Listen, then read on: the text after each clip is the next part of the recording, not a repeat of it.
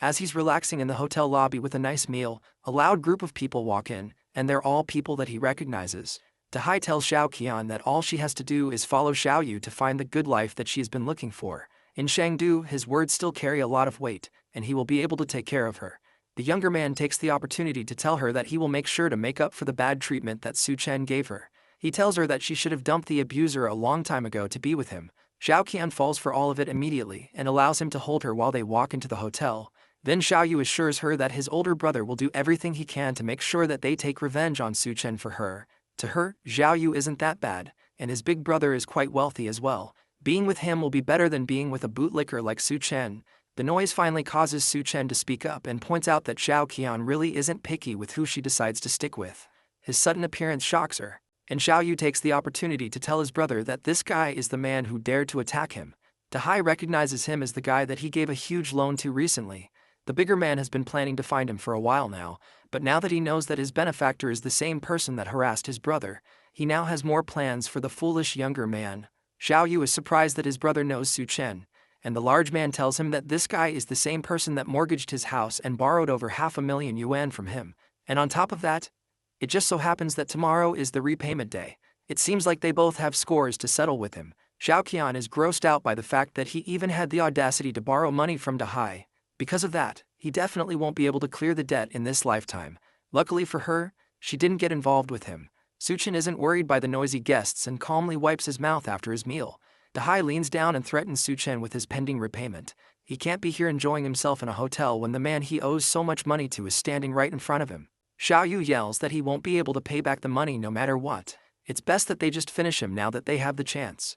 The group of thugs behind him smile menacingly, and they also look eager to go after Su Chen. While all of this is happening, Manager Louis comes in to try and pacify the situation.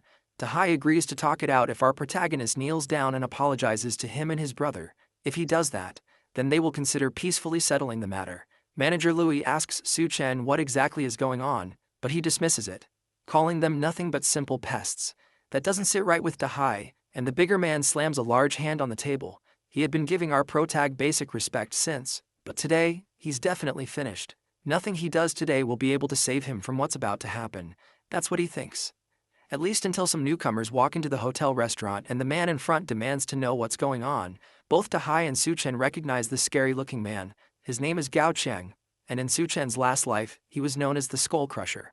He and Hell Chef were a major force in the post-apocalyptic world of Shangdu, and he even heard that after the apocalypse, the Green City Hotel became the first place of the mutations. In fact, it's very likely that Gao Cheng's skull-crushing abilities grew in him because he was in the hotel when the mutations started. For now though, Gao Cheng is just a well-known entrepreneur in Shangdu with a wide network of people in the underground, and many people under his command.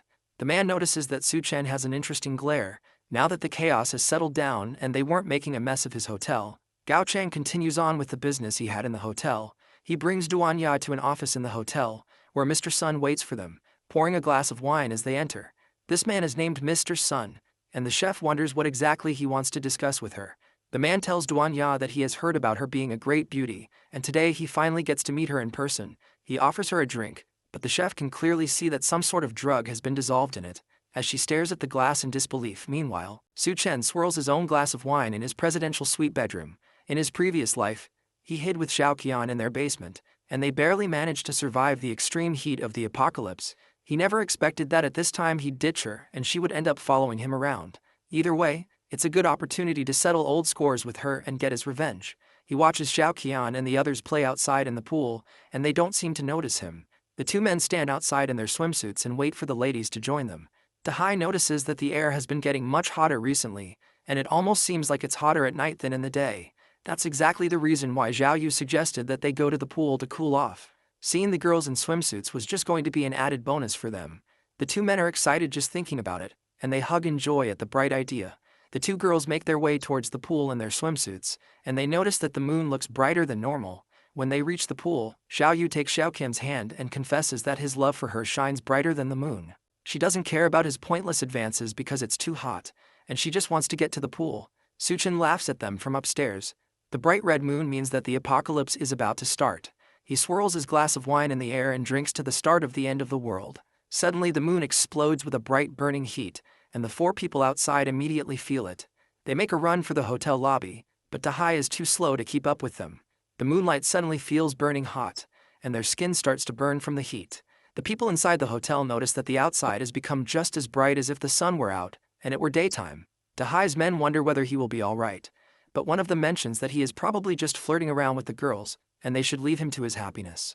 As they are talking, Xiao Qian, Xiao Yu, and Li Na race back into the hotel lobby, looking like they just had a fight for their lives. They roll around on the ground and look around desperately for something to use and cool off. All the while their skin looks burnt and red. Xiao Yu notices a fish tank, and the three of them dive into it to try and cool off. While they're inside, they argue with each other on who can stay in the pool and who should get out. Dahai's men wonder what they are doing and why they look so injured. More importantly, they wonder where Dahai is and why they ran back without him.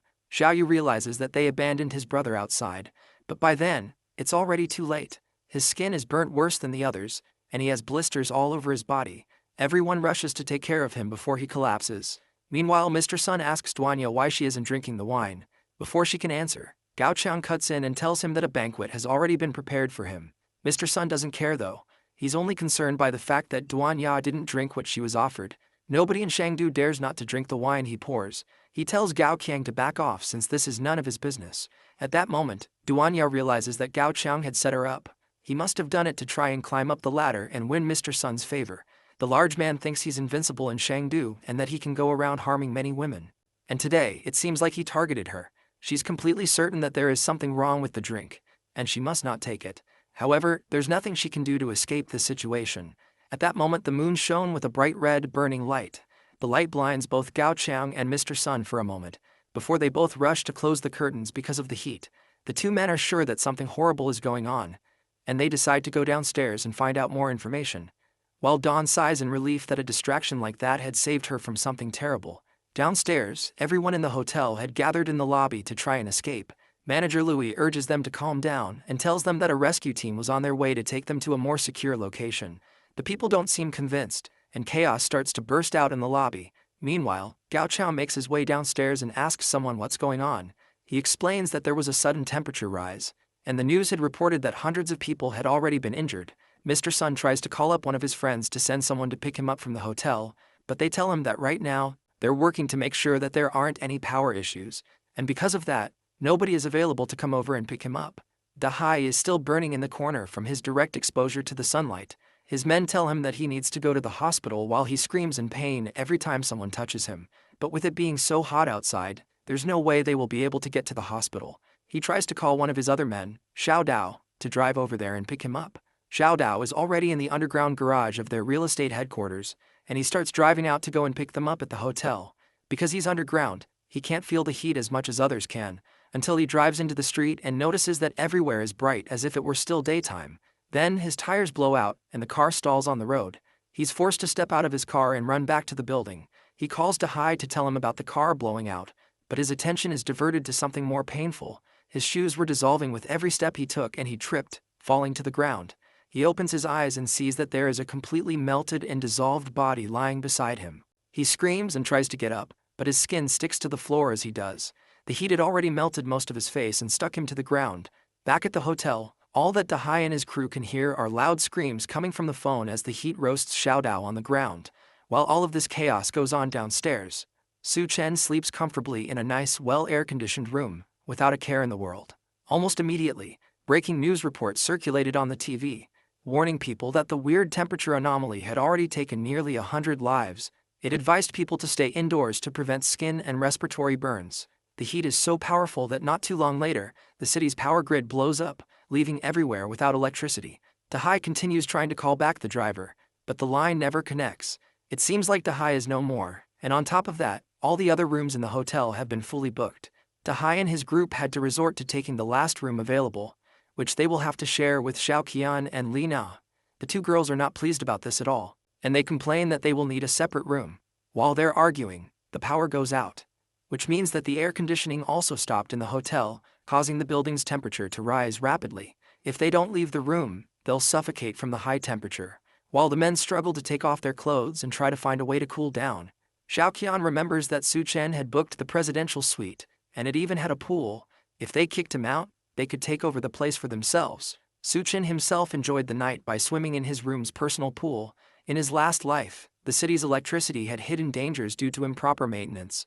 No matter how much manpower was invested, the city's electricity still exploded despite everything they tried to do. Because of that, all the users connected to the city's electricity were affected. That's why he specifically chose a room with a pool, and he also prepared multiple vertical air conditioners with large backup batteries to ensure that the room stayed at a reasonable temperature. He uses his spatial abilities to summon some of his stored ice, as well as a large table of food to enjoy himself with. It's only the first day of the apocalypse, so he's planning to start it with a simple breakfast. As he's about to start eating, a loud knock comes from his door. He opens it up, and the men and girls outside immediately notice that inside the room is so cool. As soon as he opens the door, they notice the lineup of air conditioners and the multiple blocks of ice that are keeping the room cool. The women shout at him for being selfish and enjoying all this luxury while they roast outside. They try to force him to leave the room for them, while Dahai reminds him that he owes a lot of money to his business. In order to pay back the interest of the past few days, all he has to do is give up the room to the older man. Otherwise, he will throw our protag out by himself. Suchin is having none of that and pulls out a gun as self-defense before firing a shot right at Dahai's stomach. He warns them that if they take one more step forward, then he will take another shot. The sight of a gun causes them all to freeze while Dahai stares down in shock at the bullet wound in his stomach. Since they haven't left his doorway yet, he takes another shot, this time at Dahai's leg. Then he tells them that he'll count to 3, and if they haven't disappeared from his sight, then he'll unload more bullets at them. The group doesn't need any more info, and they escape while they can. Back in the hotel's lobby, Gao Qiang demands to know why there's no food in the whole hotel. Manager Louis apologizes and tells them that a few days ago, someone booked 1,000 tables for a banquet, and because of that, they almost ran out of ingredients to cook. They were supposed to get another delivery today, but the heat wave is clearly stopping that from happening. Since there isn't enough left, Mr. Sun demands that all the water and food get brought to him instead. The people in the lobby protest at that, and they try to attack him. But his thugs just barely protect him from the crowd. All the while he sits back, not even bothered that there's an entire crowd of angry people trying to attack him. Then suddenly a group of people ran into the lobby, shouting that Su Chen tried to kill someone. Gao Qiao notices that Dahai has gunshot wounds, but he knows that there aren't many people who can get their hands on a gun. It seems like there's a tough character living upstairs. Zhao Qian announces to everyone that Su Chen's room has electricity, air conditioning, and even a swimming pool. That catches everyone's attention, and she verifies that she saw it with her own eyes. There was even lots of food and ice cubes, which made the room seem like heaven compared to the sauna that was in the hotel lobby. The crowd rallies together and makes their way upstairs to confront Su Chen, and Dahai orders his men to follow them and make sure that Su Chen gives up his room no matter what. The crowd reaches the door to the residential room, and when Su Chen opens the door, they get a taste of the cool air in the room. They all beg him to allow them to stay in his room, while a kid peeks his head into the room looking for the fried chicken that Zhao Qian had mentioned. Once he spots it, he runs into the room in a frenzy, desperate for a taste of the food, but a food to his stomach sends him flying back into the crowd. That causes the crowd to go into a frenzy since he kicked a child. They determine that someone like him doesn't deserve to stay in such a luxurious room. They try to rush at him, but he pulls out the gun and shoots blindly into the crowd, taking out one of the people standing at the back. As the man drops dead to the floor, he reminds them that he may be alone, but they only have one life. Downstairs, Xiao Yu screams out once he notices his brother is outside, lying down in the scorching sun. The rest of his brother's men hold Xiao Yu back from running outside, as his brother is already long dead. His wound was already infected and rotting, and because of the high temperature and there was no medicine to treat the wound, the man passed on. Xiao Yu knows exactly who to blame for this, and it's the man that shot his brother in the first place. The man himself is currently being seduced by Zhao Qian and Li Na, who are trying to remind him how much she loves him. They tell him that he couldn't shoot them, and he was just trying to scare Dahai and his crew. They beg him to let them in, and if he does, they will do whatever he wants. He sees how desperate they are to be with him, and finally decides to let them in. Before they can do so, Xiao Yu charges through them, aiming to kill Su Chen and take revenge for his brother. That causes Su Chen to declare that anyone who crosses his door will die, before he brings out a baseball bat and sends Xiao Yu flying with one hit. He flies back, knocking into the two women behind him and sending them all down to the ground. Now that they've seen his violence for himself, the two girls don't want to go anywhere near him, so he tells them to get lost in his sight. They drag the knocked out Xiao Yu away, and he glances up at the armed surveillance system that he mounted up beside the door. If they hadn't left, they would have died, regardless of if they managed to take him out in the process. Outside, a cargo of armed military vehicles drives down the burning streets towards the hotel. The tires have been modified into treads, and the windows have been insulated to make sure that the rescue team can survive the journey to the hotel and back. One of the vehicles parks in front of the hotel, and some armed men in insulated suits step out and enter the hotel lobby. They ask if Liu Zhengguo from the academy is in the building, and he steps out from the crowd towards them. The rescue team is there for him, and only him, and they give him the insulated suits to put on so he can leave with them. Professor Liu is a geological expert, and he will be able to play an important role in stopping the disaster. The rest of the people in the lobby yell out in protest because they are trying to rescue only one person instead of the crowd of people that were also trapped in the hotel. One of the men announces that the authorities have already launched a separate rescue operation that will take place at midnight, which is the coldest time of the day. Once nighttime falls, they can all make their way to Silicon Valley Plaza, where they will find the rescue point. The others in the lobby celebrate that they will soon be rescued, but not everyone is satisfied. Mr. Sun rushes towards one of the insulated guards and demands that they give him an insulated suit so he can leave with them. But the guard is easily able to restrain him. With no other options, he orders Gao Qiang to snatch up one of the insulated suits for him, but they can't move with several guns pointed at them. The soldiers turn to leave, but Xiao Qian stops one of them and tells them that there's a murderer upstairs. Lina also announces that the murderer has a gun and he has killed several people already, and he almost killed them too. One of the soldiers, Xiao Feng, decides to stay back and investigate the situation. The other soldiers warn him not to be too impulsive and to focus only on completing the mission, but he declines and assures them that he will contact them after dealing with the situation. He heads up the stairs, and Zhao Qian celebrates the fact that after Su Chen is shot dead, then she will be able to stay in the room and wait for rescue. Xiao Feng sneaks up to the presidential suite, but then he notices a camera watching him through a plant in the corner. Before he can process it, the door opens and 2 bombs are thrown out. The first is a flash bomb, which immediately blinds him. Then the second is tear gas, which causes him to cough uncontrollably. While he's trying to regain his senses, Su Chen sneaks up behind the soldier and hits him with the baseball bat, knocking him out cold. He wakes up a little while later, tied to a chair and still feeling the effects of the gas and the blow to his head. And the first thing he notices is that the place is very cool. Then he sees Su Chen looking at his military ID while holding his gun. He also realizes that he has been stripped down to his underwear, and all his armor has been taken as well. Now that he's awake, they can talk. But the soldier is more interested in how an ordinary guy got so many ice cubes and air conditioning. He's also curious about how he got access to so many weapons and flash bombs. Su Chen tells him that he's a recent graduate, and he got the guns and everything else during a trip to the Middle East. The story is completely unbelievable, but there's nothing our protagonist can do to change that. So he instead switches to asking more important questions. Su Chen wants to know if the government has set up rescue points for citizens to go to in the morning. The soldier is shocked that he knows about that. But Su Chen doesn't ask, and instead he explains that being exposed to the moonlight for more than 10 minutes can lead to fainting, and this will cause many people to die on the way to the rescue.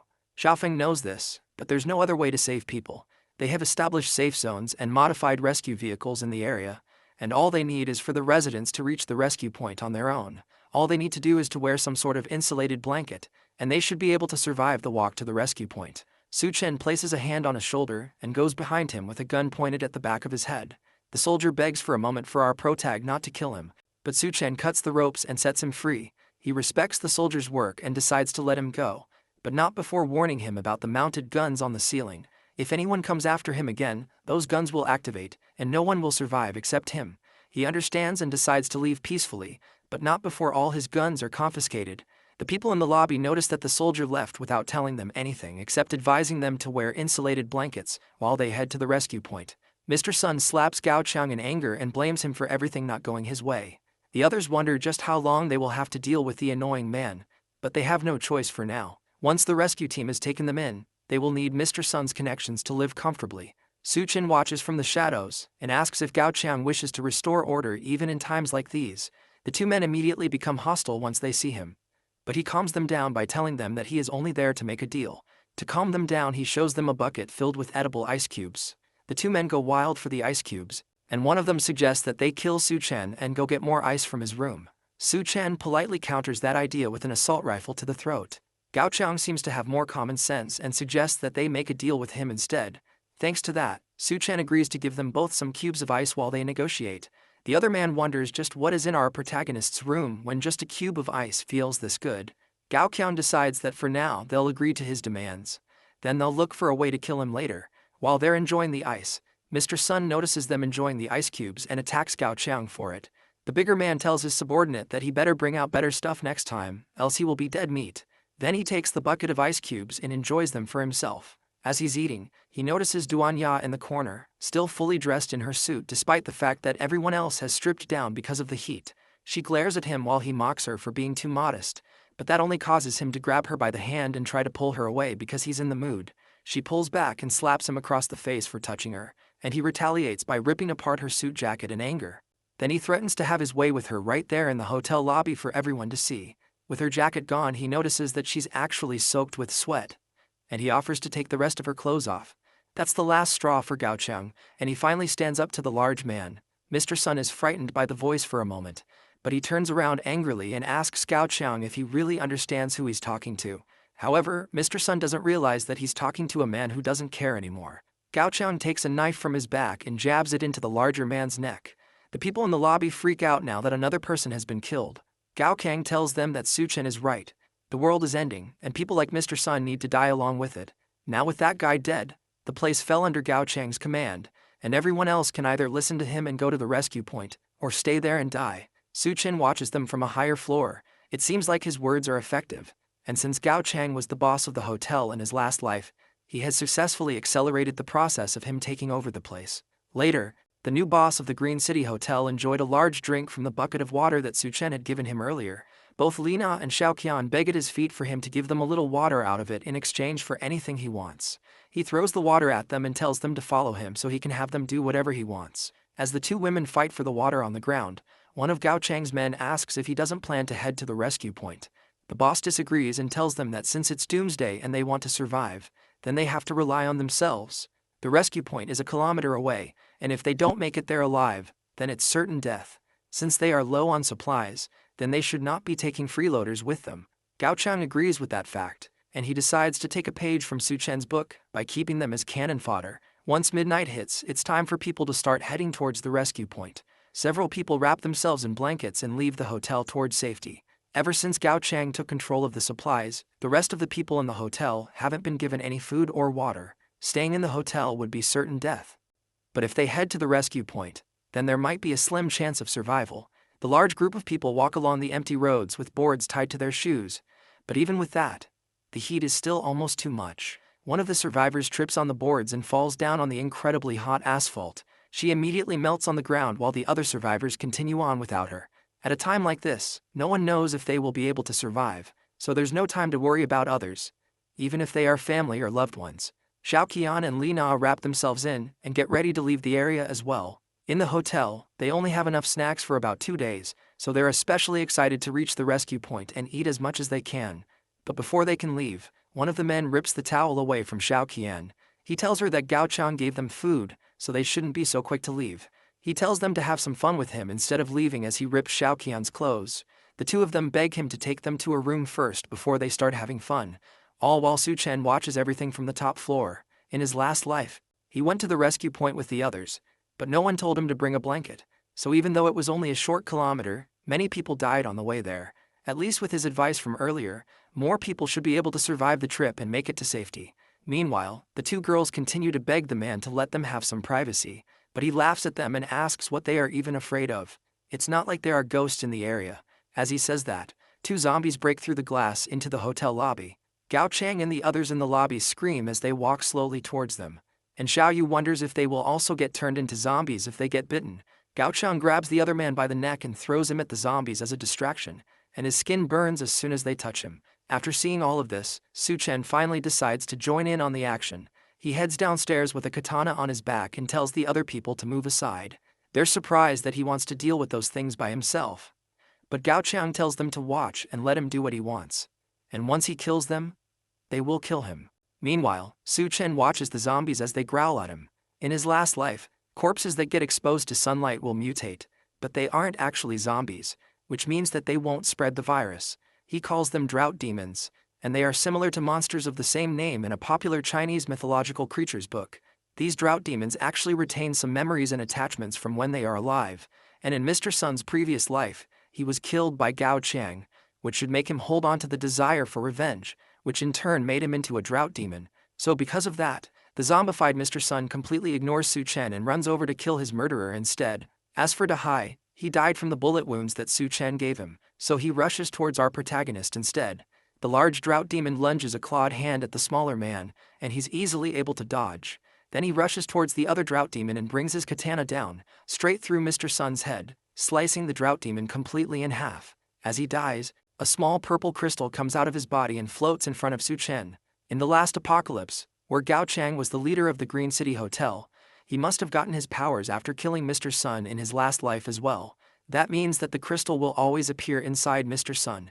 This is the crystal nucleus that can give normal people superhuman strength. Now it belongs to him, and he can use it to greatly improve his abilities. He barely even has a second to grab it before Dahai rushes towards him in blind rage. Instead of fighting him, Su Chen leaps over the rampaging drought demon and lands safely on the stairs. Now that he has what he came down for, the rest is up to Gao Chang and the others downstairs. With no other choice, the boss grabs Xiao Yu by the neck and throws him towards Dahai. That manages to knock the man and his zombie brother into their supply of water.